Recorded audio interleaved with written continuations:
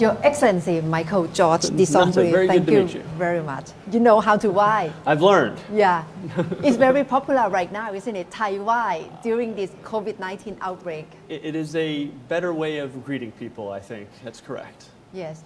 In the past 6 weeks, you have been in Thailand already during your getting to know about Thailand. But your priorities have been shifted because of the outbreak of COVID-19.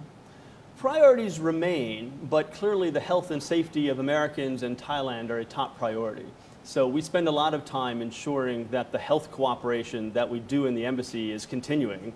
Our work between the CDC and the Ministry of Public Health, our work between the Army Research and the Thai Army medical people, our USAID. So we spend a lot of time on that too. What kept you busy these days in Thailand? I've been surprised at how, as an ambassador, my schedule is so filled. It's from 30 minutes every moment is completely filled. So it's really my main priorities. So focusing on energizing the strategic relationship. For example, one of my first engagements was going out to Cobra Gold to visit 2 of the activities, the humanitarian civic activity and also the closing live fire CALFEX, where General Pompipat hosted me for what was a very exciting adventure. And then economic aspects. It is a top priority of mine to strengthen the economic partnership between U.S. and Thailand. We've had an economic relationship for over 160 years, and we want to go from strength to strength. Now is the time, with my arrival, to really bring more U.S. companies to invest in and to expand into Thailand. And I've been having phone calls and meeting most every day with various American businessmen, other Western European businessmen, trying to see how I can get them to bring more of their operations to Thailand. Is that special message or special assignment from President Trump on you because you are from business background? You were in Asia for about 20 years. The message from the president for you is to focus on business in Thailand. The message from the president is to focus on the 3 pillars of the Indo-Pacific strategy. Clearly, for me, one of the important ones that I have a good background to focus on is the economic portion. So yes, that's something that he specifically wants us to do here, is to expand the economic partnership between the United States and Thailand. You were the first political appointee ambassador in Thailand in 45 years. You must have something special character that President Trump trusts on you to take this role in Thailand. What is it? I am very honored to have this position. If one looks back in history, one of the most important non-career ambassadors was Bill Donovan, the founder of the OSS, who came to Thailand as the first U.S. ambassador after World War II. Obviously had been instrumental in the cooperation between the OSS and the Free Thai movement during World War II. So following in his footsteps and others, I am very honored to be the first non-career foreign service ambassador here in the last 45 years. So far, have you got the opportunity to meet with Prime Minister Prayut Chan-o-cha yet? I have not had the opportunity to meet with him officially. I did run into him on the golf course a few weeks ago, but I'm very much looking forward to visiting him as a courtesy call in the coming weeks. You ran into him in the golf course, but did you talk? We said hi. Okay, so the formal introduction has to be arranged quite soon. That's correct. We sent a diplomatic note, which is one of these official notes, just last week after my credentials were accepted, requesting a meeting with Prime Minister Prayut and other senior members of the government. You are in Thailand at a very interesting time politically because about 2 weeks ago, it's the Charter Court ruling of the dissolution of former Future Forward Party, and the U.S. Embassy has issued a statement that you are quite concerned with politics in Thailand and you want to... That's not what the statement said, Kunata. Yeah, so what's the meaning of the statement? In that statement, we did not comment on the judicial decision at all. We did not criticize the judicial decision because we believe that the Thai courts implementing Thai law are appropriate, to make their own decisions. We just noted that the party had been dissolved, and we're hoping that the people who had voted for the party would continue to be represented. We now see that just as of yesterday or the day before, the creation of the new Move Forward Party has been created, and is welcoming the MPs from the previous Future Forward Party. So we're very pleased to see that the people will still be represented. You said you want to emphasize on transparency, governance, and support democracy. What do you mean by that? It really means supporting the institutions of democracy. We as America do not choose sides. We do not support parties or support individuals. We support the institutions of democracy. We try to help countries and members of parliament understand what it means to be an elected representative. For example, we hosted at this residence a few months ago, before my arrival, many of the newly elected members of parliament to help them learn more about what it means to be a member of parliament, because many of them have never served before.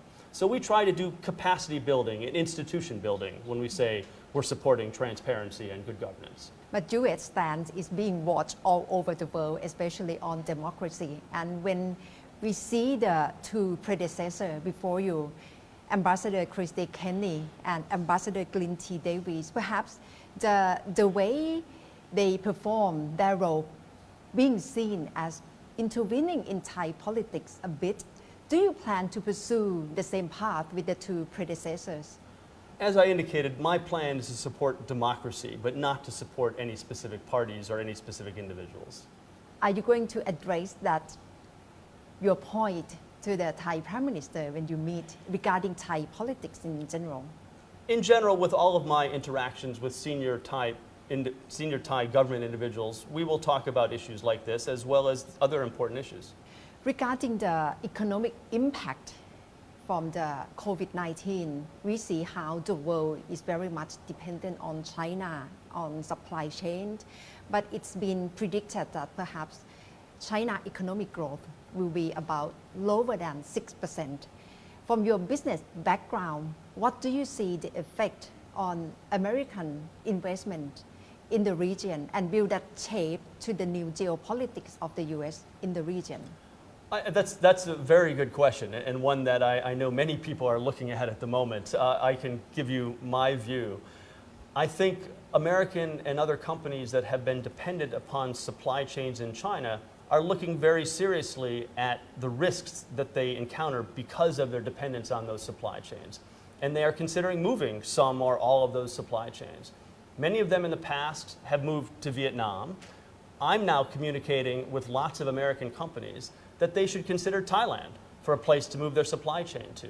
That is a great opportunity for further investment and growth here in Thailand, is helping companies establish new supply chains, new manufacturing hubs in Thailand that might previously have been in China. Right now you are in the stage of trying to convince more American investors to move their supply chain to Thailand. What held them back before? Well, part of it was that they hadn't quite appreciated the risks in China, and obviously the last year has demonstrated quite significantly some of those risks. But otherwise, American companies had also been looking at American government and our relationship with Thailand, and until we certified the elections in July of last year, the elections in March of last year, American companies were perhaps a bit hesitant. But now that the US government has fully engaged, and we have an ambassador who's out there trying to encourage them to come to Thailand, I'm confident that we will be able to get more companies interested in investing in or expanding in Thailand. And how do you see the impact of COVID-19 having effect on trade war between the US and China? COVID-19 is clearly causing uncertainty in businesses, and so businesses are slowing down their decision-making process. Businesses don't like uncertainty, but that will pass. Once we get through the COVID-19 process, businesses will make decisions again, and some businesses will even see opportunities in issues that are happening right now. So I'm confident the economies will rebound and we will get through this. Regarding foreign policy of the US in the whole region, how do you see the geopolitics? Will that be changed because of the impact of COVID-19? I don't believe COVID-19 will impact the global geopolitics. There's a lot of focus, particularly within the US government, on our Indo-Pacific strategy, and COVID-19 will not have an impact on that. What would you recommend to the business community to adjust their pace right now in terms of preparation with the worst crisis ever? I think every business is looking very carefully at that question. And clearly people are deciding to delay certain activities, meetings, conferences, potentially delaying investments. I'm sure all the businesses will make the decisions that they believe are best in their interests. From now on, what's your plan in the near future? What do you plan to get acquainted with different interests or different group of people in Thailand? That's a very good question. I've been planning that specifically in the last few days. I obviously want to meet all of the senior government officials here in Thailand. That's one of my top priorities, so I can get to know them and we can develop a relationship. I also want to reach out to all of the major Thai companies here in Thailand and all of the major US companies here in Thailand and make sure I meet with all of them and really understand issues they have, how we can promote more investment, how we can promote Thai companies to invest in the US, how we can promote US companies to invest in Thailand. And then also I want to see more of Thailand. I would really like, if possible, to visit all of the provinces of Thailand. Now that may be a challenging undertaking, but I'm hoping I can try to accomplish that. I'm currently planning one of my first big trips up to Chiang Mai and Chiang Rai to visit those cities and also visit the Mekong River and look at some of the issues that I've been describing and really try to start working on how we can best address some of those issues. Why do you have particular interest about Mekong? I think that really comes from growing up next to Lake Michigan and the Chicago River in Chicago. When I was young, there was a lot of development along the river and along the lake that really was negatively impacting the ecosystem. Amazingly, the Chicago River actually caught fire when I was a child. It was so polluted that it literally caught on fire. And I think that was a wake-up call to people that we really need to do something about it. So I really understand the importance of these great bodies of water to the local communities. And I see the importance that the Mekong has to the countries around it. And I think we just can't wait until it's destroyed. We need to try to prevent the destruction of the Mekong environment. With the student activism in Thailand, you must have seen the sentiment among young people in Thailand. Do you think that this will increase the momentum and how the US is looking at the situation? Well, again, we support all processes of democracy. And young people are very energetic the world over. And that's usually a good thing. We want to encourage that. The young people are our future. We want them to be interested in politics, and we want them to be interested in democracy. And so we'll continue doing that. But again, we will not be supporting any specific group or any specific person. We're supporting the institutions of democracy and fundamental freedoms. And this year is presidential election 2020. But right now, is the President Trump facing difficulty because of COVID-19? Is the popularity of him or approval rating is going to decline? Do you think it will be a big obstacle for him this year? I don't think his popularity will decline because of COVID-19. I think he's handling the situation. It's a complex situation, and people are concerned about lots of different things, just like people have concerns about all the people running for election. But I think things will go well. Ambassador, you said you've been learning Thai language just a bit. Well, I have learned how to say "Sawadi Kap" or "Kokum Makap." "My Ben Rai" is a good phrase. I think that's the favorite Thai phrase, is "My Ben Rai." I've been told that is part of Thai culture. But I'm just at the beginning of learning Thai. I have a lot to learn. I do speak, Chinese, some Korean, some Japanese, and there clearly is some similarities. I've noticed in the grammar, for example, is very much like Chinese. So I'm hoping that I will have the ability to learn Thai, but it will be a long process. Yes, but "My Ben Rai" is a good word to get to know about Thai culture. Okay. Thank you very much. ขอบคุณค่ะ Thank you Thank for you very joining much. me. ขอบคุณค่ะ